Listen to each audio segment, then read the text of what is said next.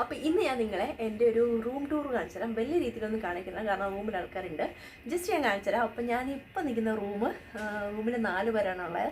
ഒന്ന് ഞാൻ, ഒന്നൊരു നേപ്പാളി കുട്ടി, പിന്നെ 2 മലയാളീസ്. അപ്പോൾ ഞങ്ങൾ 4 പേരാണ്. അപ്പം സ്വസ്ഥം, നല്ല ഒരു കൂൾ മൈൻഡാണ്. എനിക്ക് നേരത്തെ നിന്ന റൂം അത്ര ഓക്കെ ആയില്ല, ആകുമ്പോൾ ഞാൻ റൂം മാറിയതാണ്. സോ നിങ്ങളെ ഞാൻ ജസ്റ്റ് എൻ്റെ റൂം കാണിച്ചു തരാം. അപ്പം ഇതാണ് ഒരു റൂമിൻ്റെ ഏരിയ. ഇതൊരു ടോയ്ലറ്റാണ്, നല്ല അടിപൊളി ടോയ്ലറ്റാണ് കേട്ടോ. അപ്പം ഇതാണ് റൂമിൻ്റെ അവസ്ഥ. എൻ്റെ സാമ്രാജ്യം എന്ന് പറയുന്നത് ഇതാണ്.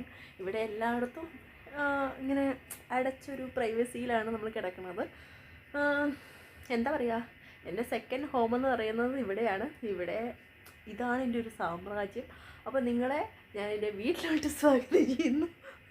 അപ്പം ഇതങ്ങ് പൊക്കുക. നമ്മളെല്ലാവരും ഇങ്ങനെ തന്നെയാണ്.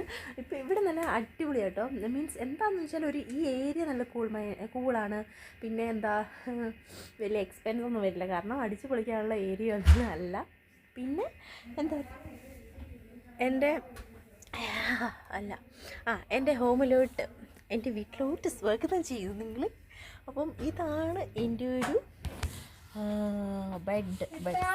പിന്നെ ഇതാണ് എൻ്റെ ഒരു അവസ്ഥ റൂമിൻ്റെ. മീൻസ് തുണിയൊക്കെ ഇട്ടേക്കുന്നത് ശ്രദ്ധിക്കണ്ട കേട്ടോ. അപ്പം ഇതാണ് എൻ്റെ ബെഡ് സ്പേസ്. ഓക്കെ ഗൈസ്, ഇതിപ്പോൾ ഞാൻ അക്കോമഡേഷനിലാണ് താമസിക്കുന്നത്. Accommodation bed സ്പേസാണ്.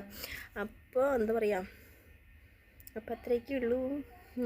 വലിയ രീതിയിലൊന്നുമില്ല. ഡ്യൂട്ടി കഴിഞ്ഞിട്ട് വന്നതാണ്.